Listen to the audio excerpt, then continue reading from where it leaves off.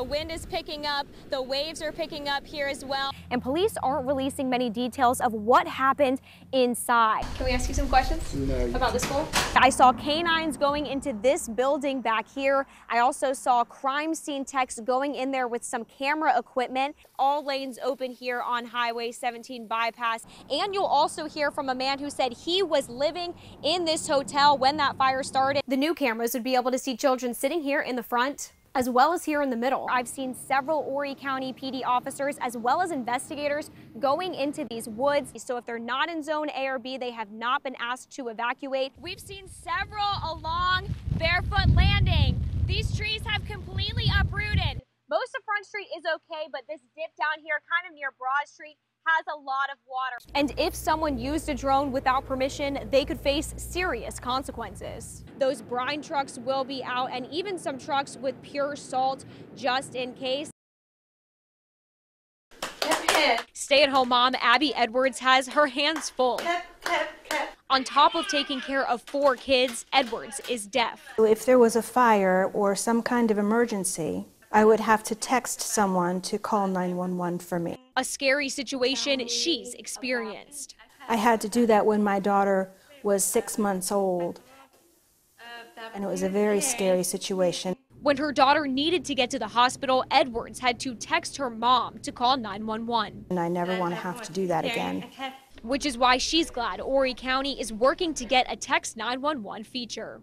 I feel that texting 911 could be life-saving and much quicker. Director of Horry County E911, Renee Hardwick, said it's a feature anyone could use. You have a domestic violence situation where somebody can't talk, whether it would cause them harm or put them in a situation that would be dangerous, or a kidnapping, or something of that nature.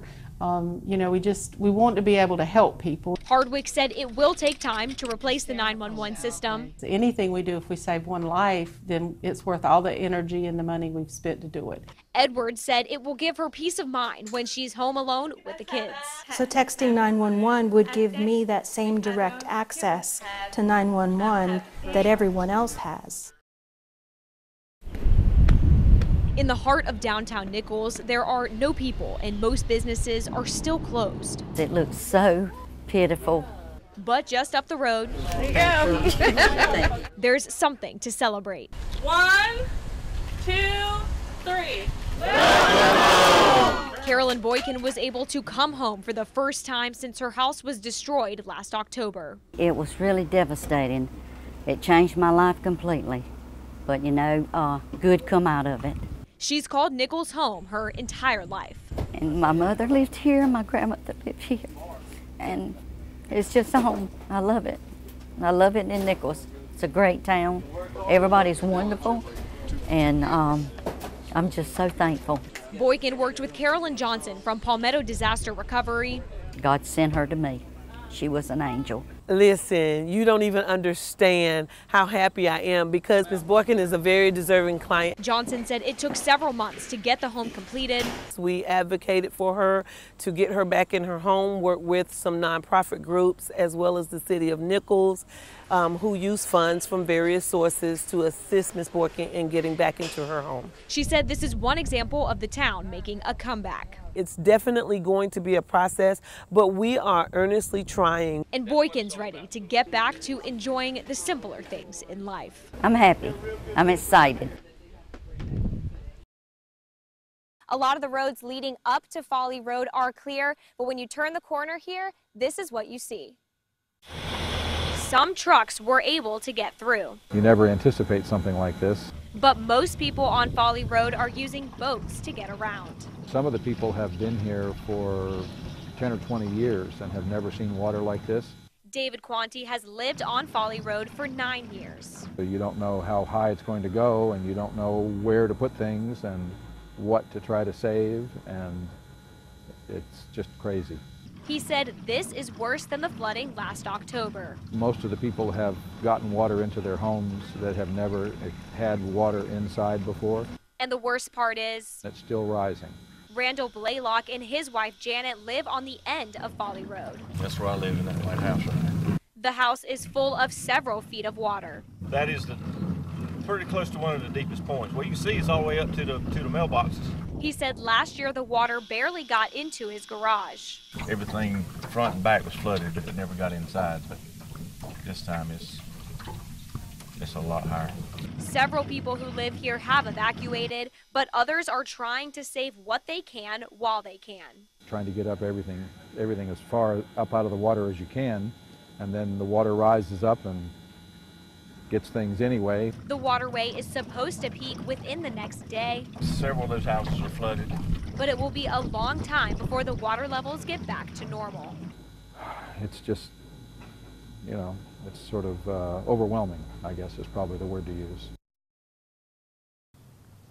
He's a soccer player and a toy lover. To the average eye, Griffin Steele is a typical 7-year-old boy. But on Saturday, Griffin added amateur detective to his resume when he discovered all of this cash.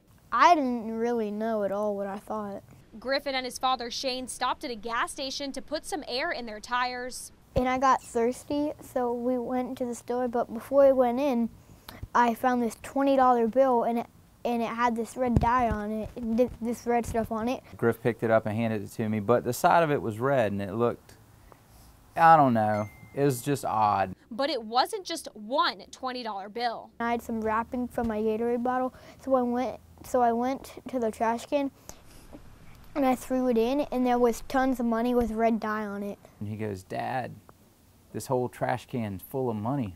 So Steele called the police and found out they were looking for 35-year-old Brian Humphreys Jr. Humphreys has been named the suspect in 2 bank robberies in the last week. There's a lot of it that didn't have any of the things on it, but I wanted to do the right thing. Not a surprise for a kid who was given an integrity award from his teachers earlier this year. The moral lesson for him that, you know, you do what's right, and that'll be the best path. And while Griffin has enjoyed the spotlight, I told a lot of my friends, I told teachers too.